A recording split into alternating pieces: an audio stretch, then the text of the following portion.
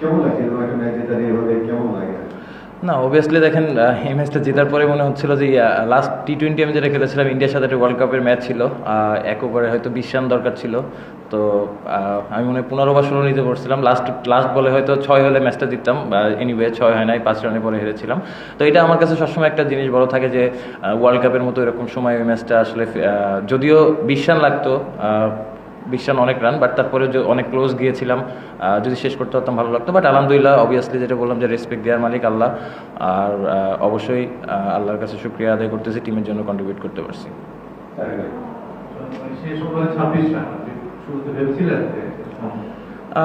না যখন আগের ওভারে যখন নেমেছি খুশদিল 2টা 6 মারলো, তখন ও বলতেছিল যে এই ম্যাচ জেতা সম্ভব। ইভেনচুয়ালি রাব্বি যখন আসলো লাস্ট ওভারে 26 রান লাগবে, রাব্বি ভাইয়ের সাথে কথা বলতেছিলাম কমিউনিকেশনটা, তো তখন রাব্বি ভাই বলতেছে যে তুমিই খেলো 6টা বল, তুমি যদি আমার কাছে মনে হয় যে ইনশাল্লাহ ভালো শেপে থাকলে মারতে পারলে হয়ে যাবে। তো তখনই আসলে ওই জিনিসটা আমাদের কমিউনিকেশনের মাধ্যমে হয়েছে। তারপর যখন ফার্স্ট বল 6 হয়েছে তখন আস্তে আস্তে ওই বিলিভটা আরও বেড়েছে যে ইনশাল্লাহ সম্ভব।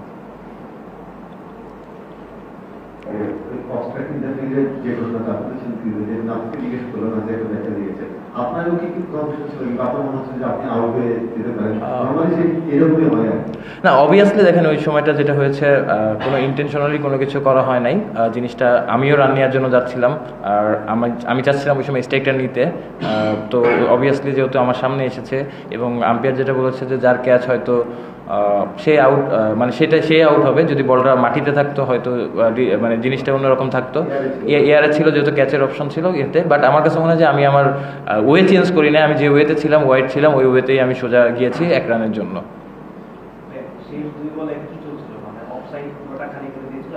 লাস্ট বলে লেগে পিছনে দিয়ে কোনো ফিল্ডার ছিল না, যখন 1 বলে 2 রান লাগতো তখন দুই নেওয়ার পরিকল্পনা ছিল নাকি বড় শট খেলারই পরিকল্পনা ছিল? না বড় শটের পরিকল্পনা ছিল, যে অবশ্যই আল্লাহর উপর বিশ্বাস রেখে যেটা হবে যে আমি ওইটাই চাচ্ছিলাম যে 1-2 ওইরকম কিছু না, যাতে যদি আমার জোনে পাই তাহলে ওভার বাউন্ডারি মারবো বা বাউন্ডারি হোক, এই অপশানেই যাচ্ছিলাম।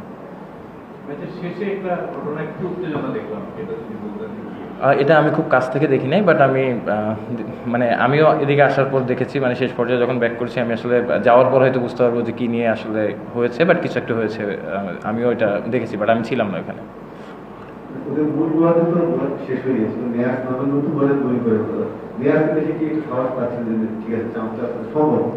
না দেখেন বলার যেই থাকুক অবভিয়াসলি তাদের বোলিং এটা খুবই ভালো এবং 26 রান ছিল অনেক রানই। বাট যেটা বললাম যে রাব্বি ভাইয়ের সাথে যখন কমিউনিকেশনটা করতেছিলাম তখনই আসলে বিশ্বাসটা হয়েছে এবং অবভিয়াসলি আলহামদুলিল্লাহ থ্যাঙ্কস টু আল্লাহ যে এরকম জিনিস একটা করতে পেরেছি ম্যাচের জন্য। যে আসলে তাকে নিয়ে আপনার ওয়ার্কলোড ম্যানেজমেন্ট নিয়ে আসলে খুবই টায়ার্ড মনে হচ্ছে গত ম্যাচে তার পেস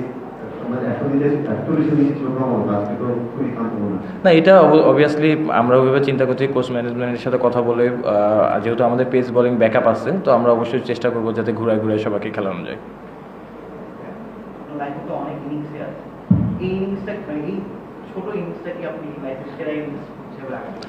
ইনিংসটা দেখেন আমি যেখানে ব্যাটিং করি 20-30 সবাই ভুলে যায়, এটা নতুন কিছু না, এটা এরকম কিছু না। বাট হ্যাঁ অবভিয়াসলি সব থেকে বড় যে জিনিসটা টিমের জন্য কন্ট্রিবিউট করতে পারতেছি এটা আলহামদুলিল্লাহ। এবং হ্যাঁ অবভিয়াসলি যেহেতু টিম জিতাতে পেরেছি one of the best innings আমার। মোটামুটি সবই ছিল, দুই দলের ক্রাউডও ছিল, 200 কাছাকাছি রান, তারপর হচ্ছে ওভারে 3 উইকেট, উত্তেজনা, তারপর আপনার 30 রান দিলেন।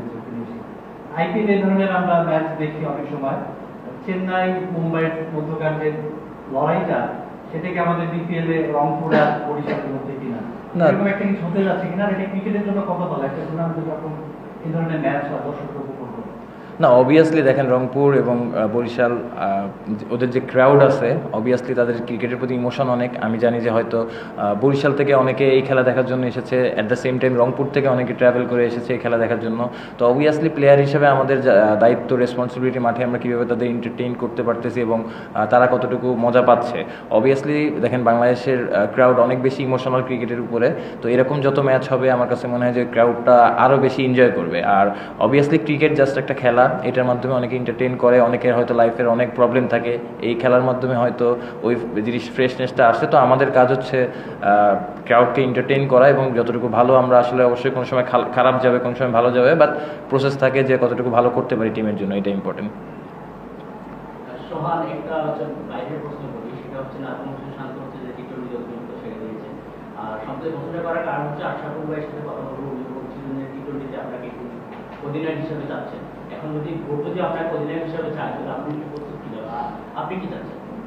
আমি তো ভাই বিপিএল এর রংপুর রাইডার্সের ক্যাপ্টেন্সি করতেছি, ফোকাসটা পুরোটাই এখানে, হাফ অফ দ্য টুর্নামেন্ট আছি, long way to go, but obviously সবসময় ক্যাপ্টেন্সিটা এনজয় করি, এটাই। থ্যাংক ইউ ভাই।